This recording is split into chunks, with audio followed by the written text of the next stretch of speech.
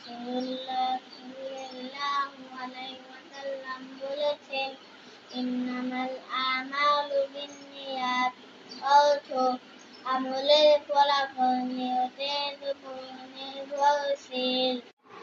ঈমান রাসূলুল্লাহ সাল্লাল্লাহু আলাইহি ওয়াসাল্লাম বলেছেন, কুল আমানতু বিল্লাহি ফাস্তাকিম অর্থ তুমি বলো আমি আল্লাহর উপর ঈমান আনলাম অতঃপর এই ঈমানের উপর প্রতিষ্ঠিত থাক।